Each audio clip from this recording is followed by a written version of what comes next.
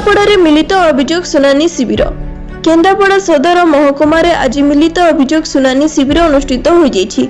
आज पूर्वाह्न 10 घंटिया ठारू अपराह्न 1:30 पर्यंत केन्द्रापड़ा म्युनिसिपालिटी टाउन हॉल जिलापाल श्रीयुक्त सूर्यवंशी मयूर विकासांक अध्यक्षतार अनुष्ठित एही मिलित अभियोग शुनानी शिविर आरक्षी अधीक्षक सिद्धार्थ कटारी, अतिरिक्त जिलापाल नीलू महापात्र, अतिरिक्त जिलापाल पीताम्बर सामल, उपजिलापाल रवींद्र कुमार प्रधान, अतिरिक्त उपजिलापाल अशोक कुमार दास, जिला परिषद उपमुख्य उन्नयन अधिकारी दया सिंधु परिडा, जिला मुख्य चिकित्सा अधिकारिणी डॉक्टर अनिता पटनायक, केन्द्रापड़ा तहसीलदार तापस देहुरी, समस्त विभागर जिला सूर्य अधिकारिणी लाइन डिपार्टमेंट निर्वाही यंत्री अभियोग शुनानी रे सहायता करिथिले।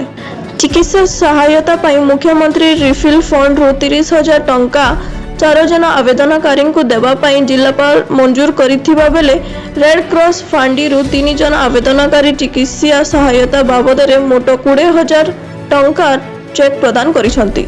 व्यक्तिगत अभियोग मध्य प्रधानमंत्री आवास योजना, राशन कार्ड प्रधान, मधुबाबू पेंशन योजना, जमी समस्या, पीएम किसान, जमी सीमा निर्धारण आदि दरखास्त गुड़िक मुख्य स्थान रे थिला।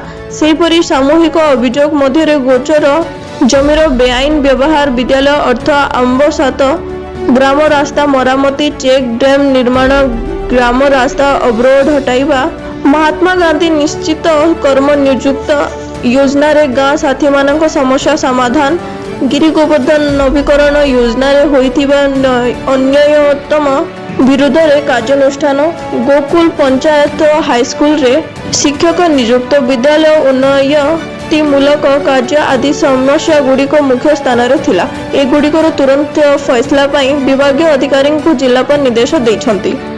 केन्द्रापड़ार जिला प्रतिनिधि समीर कुमार प्रधान को रिपोर्ट, फर्स्ट न्यूज ओडिशा।